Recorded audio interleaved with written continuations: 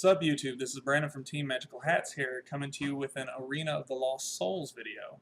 So as a lot of you may know, the set got leaked yesterday, so we've got a final list of cards that we're going to be seeing in it. This is the list here. I'm going to be going over it on Dueling Book with all of y'all. The set released March 29th, so at the end of the week. Thursday, we should be having a box opening video multiple box opening video for y'all, so hopefully we can see some pull ratios and everything from the new set. For now, let's go ahead and get into the spell cards. We've got Ectoplasmic Fortification. This is once per turn. If you control a zombie monster, you can place one counter on this card. All zombie monsters you control gain 100 attack and lose 100 defense for each counter on this card. Any battle damage you take from battles involving your zombie monsters is doubled. This is something I don't feel is going to see a lot of play right now. Maybe if they release some more stronger zombies later in the future, we'll see more of it because it is a first turn free 100 buff to everything that you have, so that's obviously not bad. The battle damage being double is negligible if the attack increase is worth it. We'll just have to see what all comes out in the future. We got Straight to the Grave, which is the Wasteland Field spell. Just all dinosaur, zombie, and rock monsters on the field gain 200 attack and defense. We've got the Call of the Haunted skill card. So at the start of the duel, you place this in your center spell and trap zone. You cannot activate this skill during your first turn, which is important because we had some people thinking you'd be able to. And you draw one less card at the beginning of the duel. So you activate it just like Call of the Haunted by targeting one monster in a graveyard, special summon that target in attack position. When this card leaves the field, destroy that monster, and when that monster is destroyed, destroy this card. I'm not the biggest fan of this. I'm not 100% sure what will play it. I don't like the fact that you, of course, drawing one less card with a 20-card deck, that's 5% of your deck you're starting out with less. Not being able to use it first turn definitely makes sense, but it also makes it more susceptible to any back row destruction you run into with Harpies, with Twister being out now, Wild Tornadoes out. Any of those cards essentially take away the skill card if you hit it with them, and you start the game with one less card. So I just don't know that it's going to be strong enough to be worth playing, but we may be surprised. There may be some decks that can utilize it a little better than others. Royal Flush, this is your Arcana Knight Joker skill card. Once per turn, if you control Queen's Knight, you can pay 1,000 life points to normal summon one King's Knight in addition to your normal summoner set. King's Knight and Jack's Knight you control cannot attack directly the turn you use the skill. This is another one I feel just isn't strong enough at the moment, just because I don't know that the deck has a lot of support. Arcana Knight Joker is your boss monster. He's got some flaws that I feel like would stop him from being strongly relevant in the game.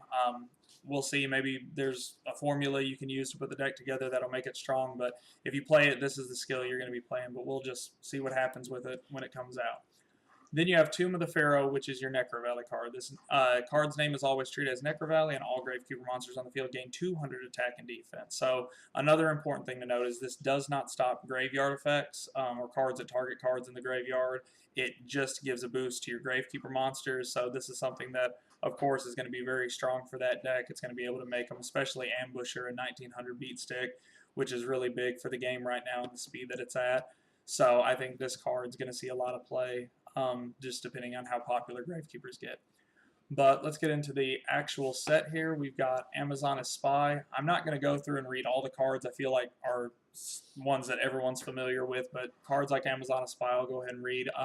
You can reveal one other Amazoness monster in your hand and special summon this card from your hand. You can only use the effect of Amazoness Spy once per turn, and when this card's destroyed by battle and sent to the graveyard, you can target one Amazoness monster in your graveyard except Amazoness Spy, return it to the hand, or shuffle it into the deck.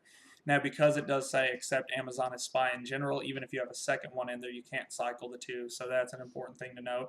Not sure if this is something Amazonesses are going to utilize a lot, but it is something that gives you a free special summon, which a lot of decks don't do in speed duels at the moment. It doesn't pop out an extra monster, and it's something that can recycle cards, especially like your Swordswoman. So then you've got Buster Blader, who's coming out. You've got Decayed Commander. If he's successfully normal summoned, you can special Zombie Tiger from your hand. And if he attacks your opponent's life points directly, your opponent discards one card randomly. So he's kind of like a Spirit Reaper. Again, I'm not sure if he'll see play or a Zombie Tiger for that matter.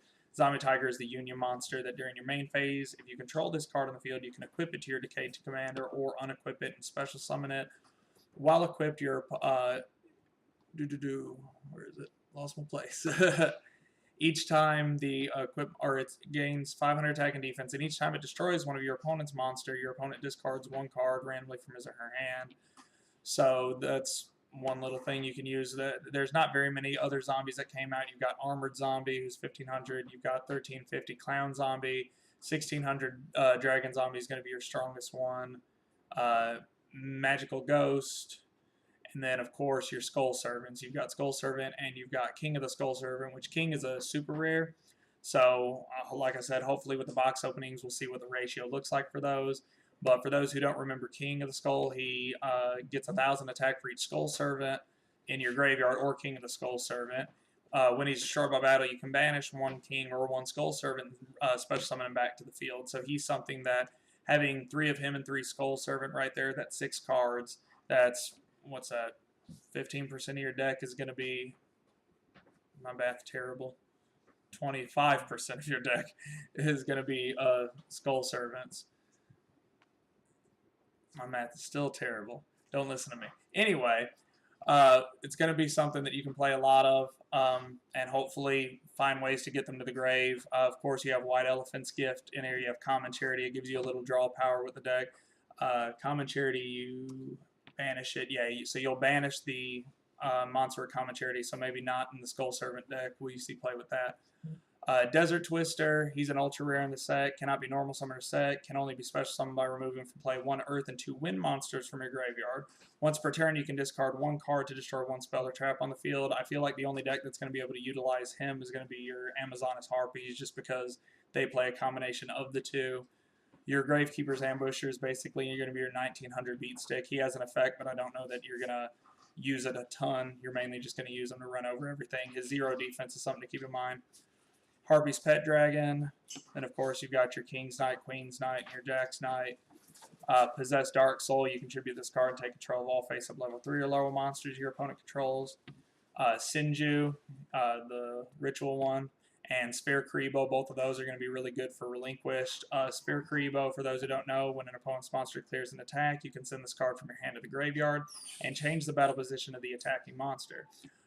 When you ritual summon a monster, you can banish this card from the graveyard as one of the monsters required for the ritual summon. So, of course, he's strong for Relinquished.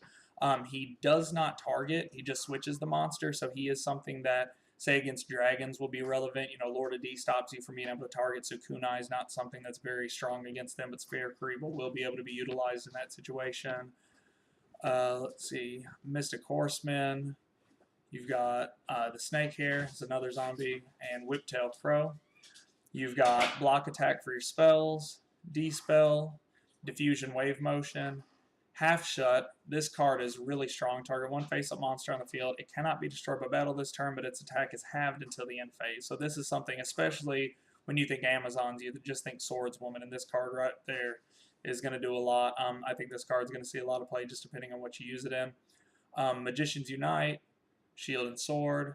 Sword of the Dragon Soul can only be equipped to a warrior-type monster. A monster equipped with this card increases its attack by 700 points, and a dragon-type monster that battles with the equipped monster when this card, or with this card, is destroyed at the end of the battle phase, and damage calculations apply normally. So this, of course, is strong not only against dragons, but it's strong as an equipped card, increasing the attack by a whole 700.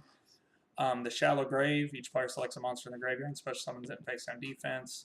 Twister, Veil of Darkness, Violet Crystal, Wasteland, White Elephant's Gift, and Wicked Brink and Flamberg Bio. You send 1 card from your hand to the graveyard. Equip this card to a monster and it gains 500 attack. Not a specific monster, of course, any. It doesn't have to be Warrior, Fiend, whatever. And you negate the effects of any monster destroyed by battle with the equipped monster. We talked about Common Charity. Conscription, excavate the top card of your opponent's deck, and if it's a monster that can be normal summoner set, special it to your side of the field. Otherwise, add that card to your opponent's hand. Not sure if this is something that's going to see play. It's a very high risk, high reward card. Not sure that it's going to be worth running.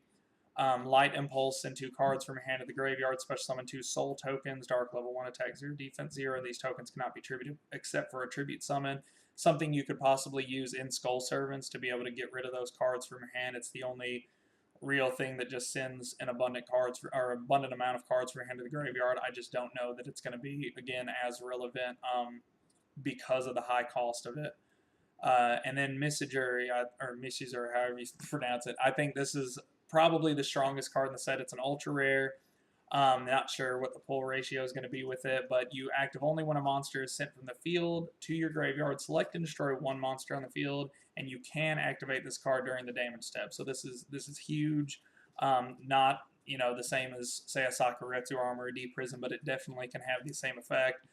Because you can use it when a monster is sent from your field to the graveyard. You can use that outside of the battle phase as well, but this is going to be the strongest, I believe, the strongest card that's coming out in the set, especially as far as the staple cards go. And then, of course, your fusions. You've got Rabbit Horseman, Meteor Bee-Dragon, Great Mammoth of Goldfine, Blue Eyes Ultimate, and Arcana Knight Joker, which I talked a little bit about Joker. So a fusion summon of him can only be done with the above materials once per turn during either player's turn. When a spell, trap, or monster effect is activated that targets his face-up card, you can discard the same type of card and negate the effect. So he only works with cards that target, and that's where I think he's not going to be as strong. He's something that only has 2,500 defense. His attack is obviously the reason you play him with 3,800, but the fact that he has 2,500 defense with Windstorm not targeting, Sphere Kuriboh not targeting, and cards of the like, I think that he's just really susceptible to being beaten over, especially after you pay the high price of getting him out in the first place. I don't know that he'll be relevant, but of course we'll see. But that's all I have. Like I said, expect a couple box openings here on the channel soon, and hopefully Arena of the Dark Soul or Lost Souls is going to be a good set to help change the game up a little bit. Thank y'all.